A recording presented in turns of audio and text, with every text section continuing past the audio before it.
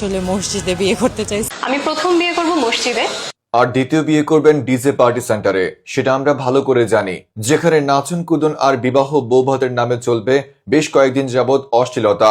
আমি বুঝি না আজকাল কেন জানি সেলিব্রিটিরা মসজিদে বিয়ে করতে চায়। তারা ভাবে মসজিদে বিয়ে করা মানে সুন্নত, তাই তারা বিয়ে করার সময় সুন্নত আদায়ের জন্য মসজিদটাকে বেছে নেয়।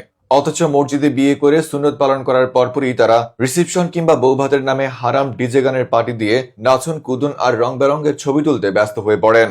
তারপর সেই রং বেরঙের ছবিগুলো সোশ্যাল মিডিয়াতে ঘুরতে থাকে আরো এক সপ্তাহ জুড়ে, যেখানে থাকে না কোনো পর্দার বালাই, থাকে না কোনো হিজাব, থাকে না কোনো বোরকা। বলা যায় সেখানে বোরকা, হিজাব আর পর্দার গোষ্ঠীপাড়া সারা হয়ে যায়। এই পুরো বিষয়টাকে বলা হয় মদ খাওয়ার আগে বিসমিল্লাহ বলে নেওয়া। এরকম হলে ভুলেও মসজিদে বিয়ে করতে এসো না, কেননা তোমরা মসজিদে বিয়ে করার পরপরই যে সকল অশ্লীলতা আর ডিজে গানে মগ্ন হয়ে পড়ো, তা দেখে শয়তান মনে মনে বলে, হ্যাঁ আমি কি পাপ করেছি, এরা তো আমার থেকেও বড় পাপী। এমন পাপী বান্দাদের নিয়ে বিস্তারিত দেখুন রিপোর্টার ইবলিস হোসেন শয়তানের রিপোর্টে। আজকাল কন্টেন্ট ক্রিয়েটরদেরকে বিয়ের সময় আল্লাহর অলি সেজে মসজিদে গিয়ে বিয়ে করার প্রবণতাটা দিন দিন বেড়েই চলেছে। এছাড়াও বিয়ের আগে তাদেরকে কিভাবে বিয়ে করবেন এমন প্রশ্নের উত্তরে তারা সবসময় বলে, আমরা মসজিদে বিয়ে করব খুবই সিম্পল ভাবে। ইতিপূর্বে বেশ কয়েকজন কন্টেন্ট ক্রিয়েটরকে দেখেছি মসজিদে ঢুকে আল্লাহর অলি সেজে বিয়ে করতে।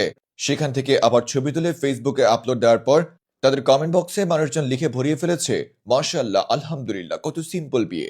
বিয়েতে যত খরচ কম ততই আল্লাহর কাছে বেশি গ্রহণযোগ্য। দর্শকদের এমন ভালো ভালো কমেন্ট দেখে তারা সহ্য করতে না পেরে তারা পুনরায় আবার রিসেপশন কিংবা বৌভাতের নামে দ্বিতীয় আরেকটি বিয়ে করে, মানে সেই একই বিয়েটা আবারও করে। এবার তাদের পরবর্তী বিয়েটা মসজিদে নয় বরং কোন একটা ডিজে পার্টি সেন্টারে, যেখানে চারদিকে মানুষজন সব নাচাকুদা করছে, যে যার মতো রং বেরঙের ছবি তুলছে, রং ঢং পোজ দিয়ে যে যেভাবে পারছে ঘষা মাজা করছে। ধারণা করা যায় তারা একই সাথে আল্লাহকে এবং শয়তানকে একসাথে খুশি করতে চায়। তাই তারা প্রথমে আল্লাহকে খুশি করার জন্য মসজিদে বিয়ে করে, আর পরবর্তীবার রিসেপশন কিংবা বৌভাতের নামে দ্বিতীয়বার যে অনুষ্ঠানটা করে সেটা মূলত শয়তান বাবাজিকে খুশি করার জন্যই করে।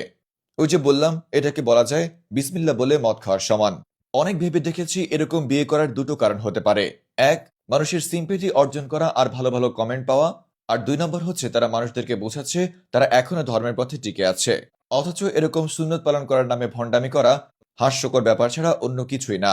দাদা দাদুদের মুখে একটা কথা শুনেছি, এক লোক নাকি শুনেছে মাথায় পাগড়ি পরে নামাজ পড়া সুন্নত, তাই সে নিজের পরনের লুঙ্গি খুলে টেন্টু হয়ে মাথায় পাগড়ি বাঁধিয়ে ফেলেছে। অতঃপর সে ফরজ ছেড়ে সুন্নত নিয়ে টানাটানি শুরু করে দিয়েছে, ঠিক যেমনটা আজকাল এইসব সেলিব্রিটি কিংবা কন্টেন্ট ক্রিয়েটররা বিয়ের বেলায় করে থাকে।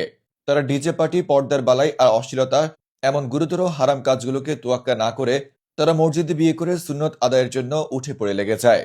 এদের এসব কর্মকাণ্ড দেখে দেখে ইবলিস দূর থেকে হেসে হেসে বলে, আমি কি পাপী, এরা তো আমার থেকেও বড় পাপী। রিপোর্টার ইবলিস হোসেন শয়তান ফ্রম নিউজ ভাইয়া।